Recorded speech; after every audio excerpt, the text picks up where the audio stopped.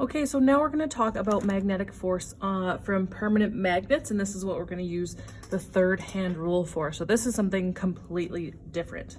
Okay, so what did we learn before? That if I have a current going through a conductor, so for example, obviously it's plastic on the outside, but inside is wire, is a metal wire, so therefore this is a conductor, and if current's passing through it, it's creating a magnetic field around it, circularly around it. Yes?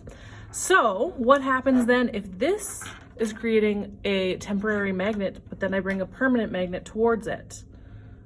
Well, what's going to happen is either this is going to jump away or jump towards, because since this is creating a magnetic field and then I bring another magnetic field towards it, we know either they're going to interact with each other either by being attracted to each other if it's the opposite poles, or being repelled by each other if it's the same poles, right? So that's what the third hand rule is all about. That's what today is going to be all about.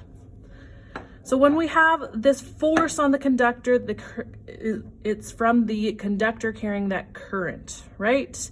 And so then if we put it in a permanent magnetic field, it's going to create a force on this conductor. So I want to figure out which way is this conductor going to be forced, either towards the magnet more or away from the magnet.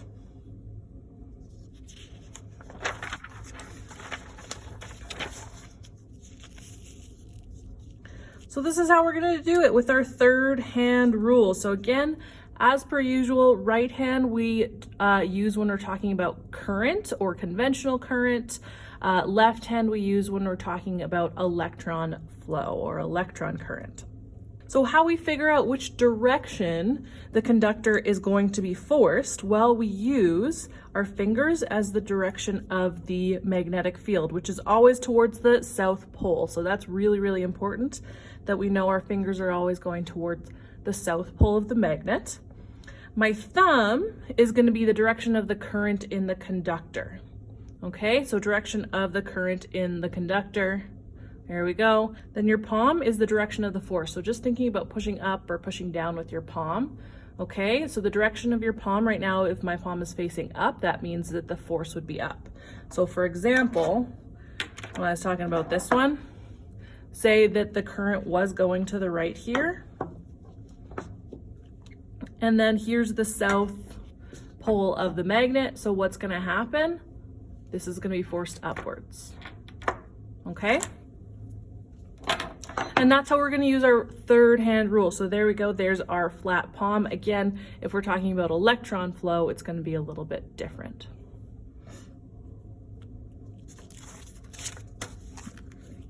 So here's just a few examples. And again, it's so annoying having to work in 3 dimensions on a 2-dimensional plane, but this is what you're going to see. So it's just really important to visualize this really, really well. Okay, so here we have conventional current going this direction. We have our magnet, there's the North Pole, there's the South Pole, so we know that our magnetic field is going to be going south. So again, conventional current means that we're going to use our right hand. So I'm going to put my thumb in the direction of the conventional current. I'm going to put my fingers going towards the South Pole, so in this case it's down. Okay, so if I have that going on, here I'll put it next to it. Okay, so again, current this way, magnetic field that way. Then look at that, our wire here is going to be forced out of the page. Okay, so again, we just line everything up, and you have to put your hands in some weird positions at this point. So we're going to go, conventional current is kind of going to the left there. Our magnetic field is going downwards towards the South Pole, so therefore it's going to be forced towards you. Okay, same thing right here, but here it says electron flow current, so I'm going to be using my left hand to figure that out. So again, the direction of the thumb is how the current or the electron flow is going. So here my electron flow is going upwards. Okay, my magnetic field is going towards the South Pole, so here it's actually going to the right. So look at that. So if that's going up, this is going to the right. My finger's got to point to the right. Which way is it being forced? Again, upwards, towards you. Okay, so that direction of the palm is the way that it's being forced. So just think about your palm is always going to go towards where the force is. So that's how we use the third hand rule to determine direction. So again, we are very much away from using positives and negatives to find direction at this point. This is completely intuitive and just figuring it out using these rules at this point. So there should be no negatives and positives in your work. That's never going to tell you direction. Now with direction, we have our 3 hand rules. And so especially with this one's unique in which it has a very different motion than the other two. The other two, remember, we were curling our fingers. This one, we have a flat palm, okay? Going up like that. So remember, this is what we're going to use when you have a wire in an external magnetic field, and then it's going to be forced some way. But something really important is that this only works, there's only force if the conductor is perpendicular to the magnetic field, okay? So if it's not, then we need to put in that sine theta there, okay? Because we only care about the portion that is perpendicular to the magnetic field. So if we go back to the last diagram, look at this wire is perpendicular to this magnetic field. Okay, so therefore I know the full force, still experience the full force. If I put this wire at an angle here,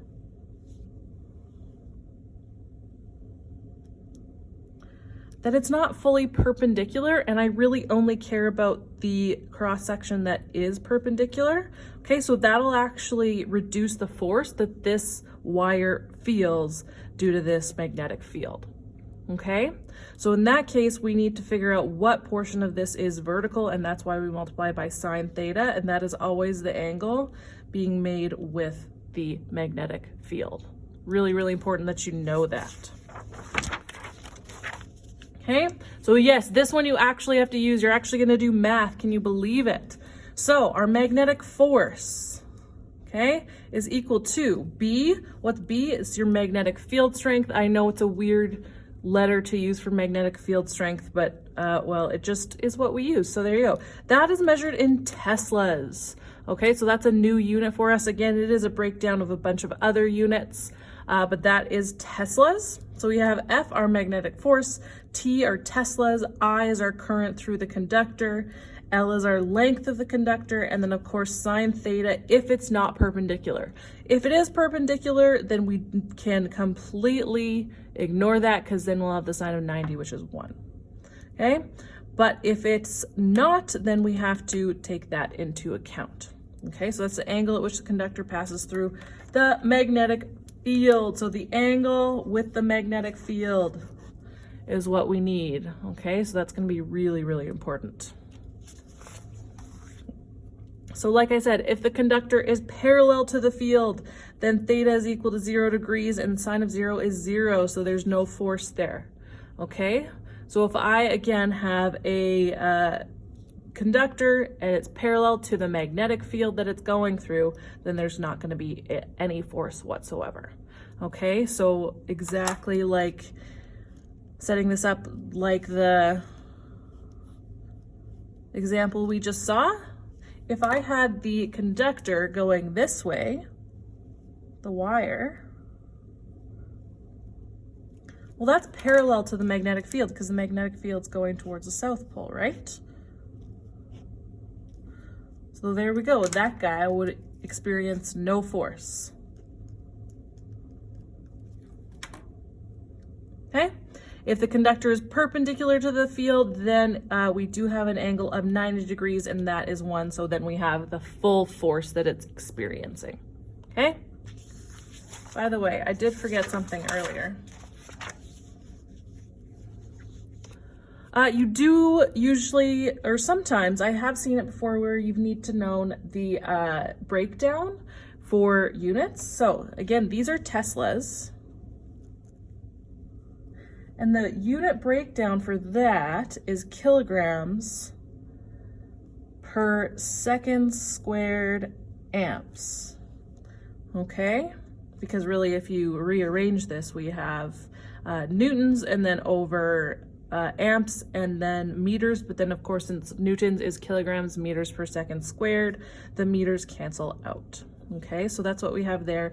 And then again, remember amps also has its own breakdown, that's coulombs per second. So that could even be broken down a little bit more. Okay, so it's just something really important to remember is that sometimes you need to figure out the base units for something. So in that case, always go back to one of the equations that it's using and figure out what those are made up of and go from there.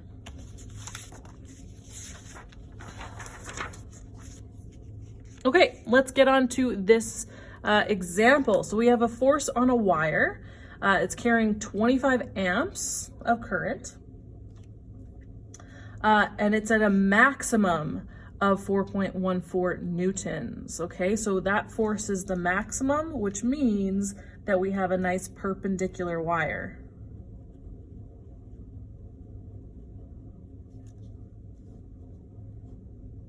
Okay, so that's what maximum means. So again, as per usual in Physics 30, it's just as much about reading comprehension as anything else. So please read carefully. So when we see that maximum, we know, oh, this must be perpendicular. I don't have to worry about sine theta. So if the pole faces are 22 centimeters in diameter, that's a weird way of saying is that's how much of the wire is going through the magnetic field. Okay. So I know that's kind of weird, but you got to think about it. The pole face is 22 centimeters in diameter, so obviously it's a circular magnet. That's probably a horseshoe one that comes back around. Okay, so all that's really saying is here, if this is my magnet, okay, then this length right here is 22 centimeters. Okay, and that's just how much of the wire is going to experience a force. So if this wire is going through here, there's my wire, it's 22 centimeters of the wire is going through the magnetic field. So that's the length of the wire. We don't care about this part of the wire, this part of the wire. We only care about the part that is experiencing the magnetic field, okay? So that is actually giving us length, which is a really weird way of saying it, but it is. So we want to know what's the approximate strength of the magnetic field. Okay, well, since it's maximum, then I can just look at this equation without worrying about the sine theta because we know this magnetic field B is perpendicular. So that's just my sign for perpendicular, just to say it's maximum. I do not need to use the sine theta. So that's B I times L. So that's magnetic field times the current times the length. But of course, we're looking for the strength of the magnetic field, so we need to rearrange for B here. So that is my magnetic force divided by the current times the length of the wire. Okay, nice and easy here. We got 4.14 newtons divided by, it's 25 amps times the 22 centimeters, but of course we always need meters, so that is 0.22 meters. Okay, get our calculators out and figure out what the heck this says. Okay, 4.14 divided by 25 times 0.22.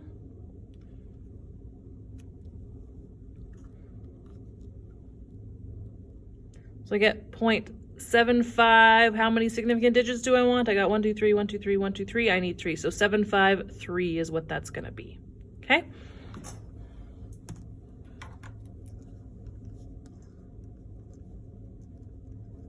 And then our unit for that is Teslas, which is a capital T. Okay. So there is the strength of my magnetic field. All right. So let's do another example here. So we have the force on a wire as a maximum of 5.3 newtons when placed between pole faces of a magnet. So maximum obviously means that it's perpendicular, so that's really important. The current flows horizontally, so that's going to be left or right. Oh, look at that, to the right.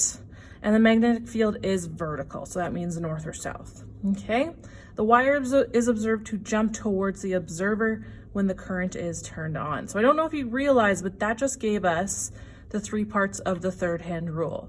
Okay, so the force, and the direction of the force, gave us the direction of the current, and not quite the direction of the magnetic field, but we know it's vertical, so it's really only going to be one orientation where all that works for us, okay?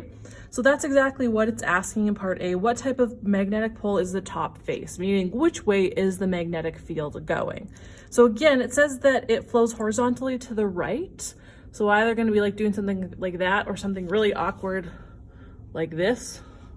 Okay, where it's like going like down to the page, but it looks like it jumps towards the observer. So that is the force, that's the direction of the force. So we have our thumb going to the right, and of course it's jumping towards the observer. So we look at which way our fingers are going, and they're going upwards. So remember, our fingers always go towards the south pole. So therefore the top pole face is going to be south. Okay, so let's draw that. I gotta work on another piece of paper here because I don't really have much room on the other one. But again, if we look at what's going on, we have our current going to the right. Okay, so that's our current. We know that our force, our magnetic force, is coming out of the page. Okay, so again, that leaves us with a magnetic field going upwards. So if these are my two pole faces, that means that this guy's got to be south and this guy's got to be north, and my magnetic field is going up like that. Okay, so there we go. We know that the north pole face is the south. Sorry, not the north. Well, north, like on the page. The top pole face is the magnetic south pole. Okay, and we know that because of our third hand rule. Okay, so let's take a look at part B. It says if the pole faces have a diameter of 10 centimeters, so remember that is giving the length that the wire is going through. Okay, so again, that's basically saying that from here to here is 10 centimeters. Okay, so that's the length of wire that is experiencing the magnetic field. So if with the pole faces have diameter 10 centimeters, estimate the current in the wire if the field is 0.15 teslas. So here we have the magnetic field strength, we have the length of the wire, and we have the force, so we should be able to easily figure out what the current is, okay? So again, if we use our formula, magnetic force is equal to B times I times L, that's magnetic field strength times the current times the length, then it's a nice easy rearranging to get the current. Okay, so again, our magnetic force was 5.3 newtons. Our magnetic field was 0.15 teslas, and our length was 10 centimeters, but of course we always need meters, so that's 0.1 meters. Okay, and putting that into our calculators, 5.3 divided by 0.15 times 0.1 gets us 353, but if we look back here, this only has 2 significant digits, right? Because that 0 is not significant.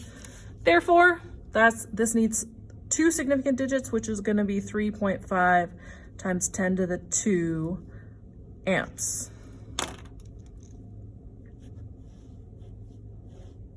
Okay, there's that one. And finally, it says if the wire is tipped so that it now makes an angle of 10 degrees with the horizontal, what force will it now feel? Now remember, it just says 10 degrees with the horizontal. It doesn't say 10 degrees with the magnetic field. So remember that we always need the angle with the magnetic field. Okay, so let's draw our diagram, see if that's what they gave us or if we need to figure something else out. Okay, so again, we have our wire now being having a 10-degree angle with the horizontal. So if that's our horizontal, our wire is doing something like that with that 10-degree angle there. But how was the magnetic field? Oh, that was going vertically upwards, right? Or I should say vertically northwards, direction-wise. So therefore, we don't actually care about the 10 degrees. Well, we do, don't get me wrong, it's still really important, but if this is a 10-degree angle, I really need this one, okay? And that is, of course, 80 degrees because the vertical magnetic field will make, of course, a 90-degree angle with the horizontal line. So if this is 10, this must be 80 degrees.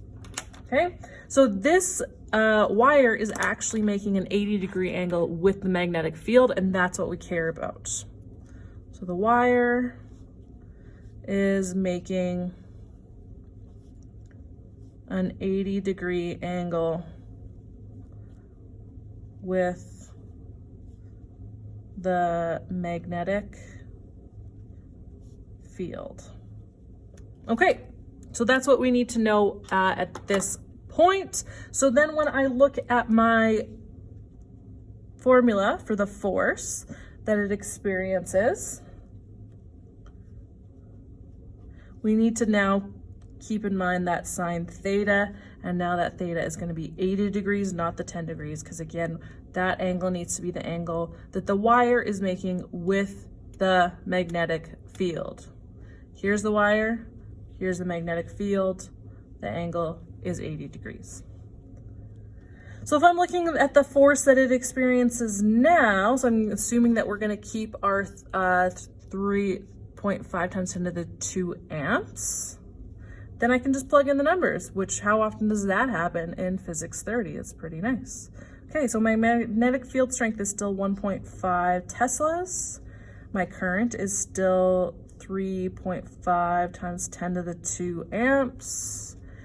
My length is still 10 centimeters, which is 0.10 meters.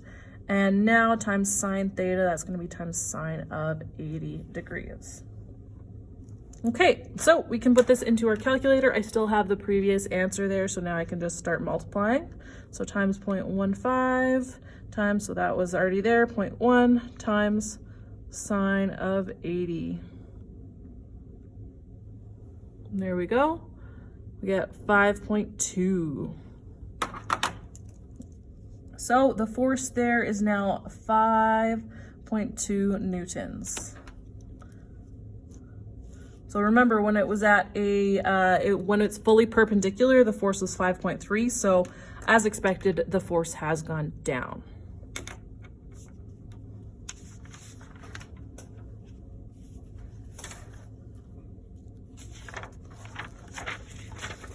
Okay, so one more note about this in the third hand rule. So far we've just been dealing about with a current carrying wire and the force on that, but really it doesn't even have to be an entire wire. If there was just a charged particle moving through a magnetic field, it will feel a force, and arguably it'll feel more of a force because it has so much less mass. So charged particles are deflected by permanent magnetic fields. So we follow the exact same rules, but now instead of an entire current or wire, we just have one moving particle, and that's what your thumb is just the one moving particle. So if it's a moving particle with a positive charge, we use our right hand. If it's a moving particle with a negative charge, we use our left. That is it. That is all that's going on. So it's really almost nothing different. Okay, so let's just do a few examples here. So I want to determine the direction of B for each case below, where F represents the force on a positively charged particle and moving with a velocity of V. So I'm sure you see, well, there's nothing here. That's because I got to draw them. So after I've drawn these three, I would encourage you to pause the video, try to figure them out yourself, and then keep watching for the answers.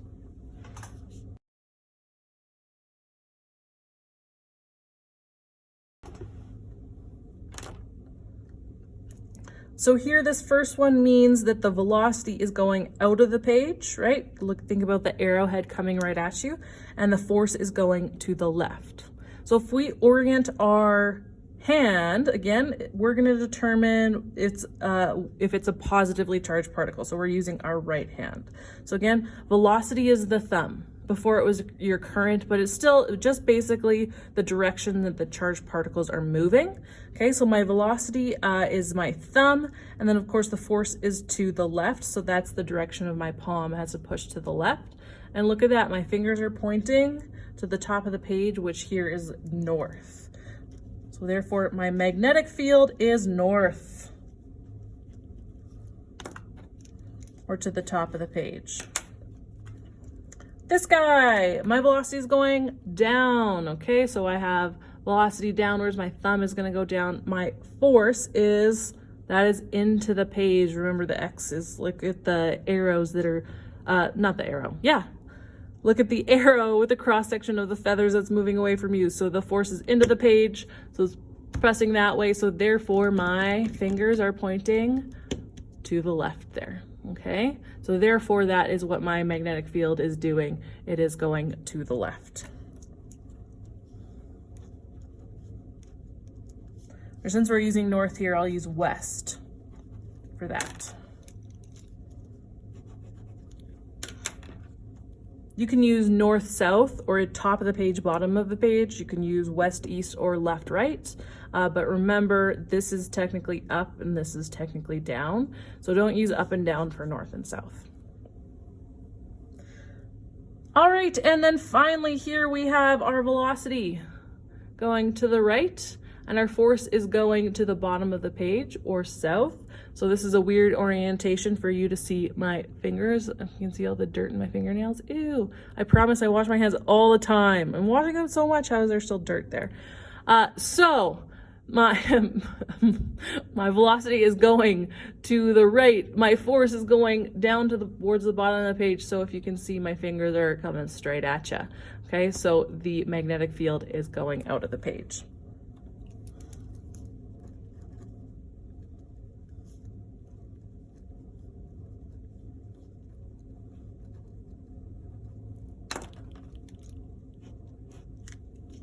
Okay, so that is how we determine direction. Just a note, this situation where it's just a charged particle has another example, has another formula, but it's very, very similar. It's pretty much exactly the same, but instead of IL, we have QV, because there's really no current, there's just one moving charge. And so the length we don't care about as much, and then we need the velocity of the moving charge, okay?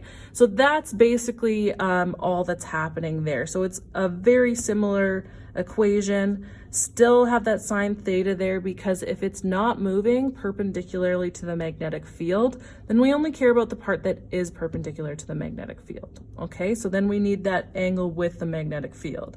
So Fm is still magnetic force measured in newtons, B is still magnetic field measured in Teslas, Q, we know that. That's the charge of a particle, is measured in coulombs. We've been dealing with that for a month now. And V is your velocity here in meters per second. And then again, angle at which charge passes through the magnetic field. So angle with the magnetic field. Oh my goodness, you guys, that is so, so important. Please know that, because for example, in the last example that I showed you, it just said the angle with the horizontal, and then the magnetic field happened to be vertical. But if it gave you the angle with the horizontal and then the magnetic field was also horizontal, it gave you the angle. So you just need to draw out your diagram and figure out what is the angle made with the magnetic field. Sometimes it's given, sometimes it's not, and you have to subtract from 90, okay? So that is just so darn important, okay? So remember, charges, we do not put in positives and negatives for charges. Well, we just do positives. The negative tells you nothing at this point. The only thing that's going to tell you a direction is your third hand rule now, okay? So you need to use that third hand rule. So sub in the charge as an absolute value. You've already counted for direction using your third hand rule, okay? And yes, it's force. So if you're using force, you still need the direction of the force. Do not put in negatives for negative charges in this equation, okay? And again, use your navigational coordinates as though flat on the page. Then up and down can be in and out of the page, okay? So up and down here is never north and south now. That has to be north and south, or top of the page, bottom of the page, left, right, or you go north, south, east, west, up, down, under the table, okay? Now, please make sure that you are taking a look at your formula sheet here. So if you look, these are the two equations that I just taught you. They do not have the sine theta on them. So that is something that you need to memorize and know about if it's making an angle with the magnetic field. Okay, so just a little extra piece of information that you know this needs to be the part of the magnetic field that is perpendicular with the charge and the way it's moving or the current. Okay. Workbook questions. Here we go on page 146, 147, and it keeps going to like page 150. Okay, as you can see, I've already done some work with some other students in here. You want to do all these questions, especially numbers 1 to 17, okay? But I would do 18, 19, 20. It still really helps you, okay? So you can basically keep on going. Yeah, not even 1 to 17. Do all of these, honestly. This you can't do yet, so actually don't do that yet, okay? So don't worry about that. But up until here. Absolutely, up until like 21, 22, you want to do those. Okay, let me know if you have any questions. I'm not going to do any examples here because I think the examples that I've already gone over are quite good and quite thorough. And also this is definitely the longest video yet because this is probably the biggest topic in magnetism. So really, really important that you do these examples, but I will post exactly what you should be doing on the blog. Okay, you guys have a great day and I will talk to you later. Please let me know if you have any questions.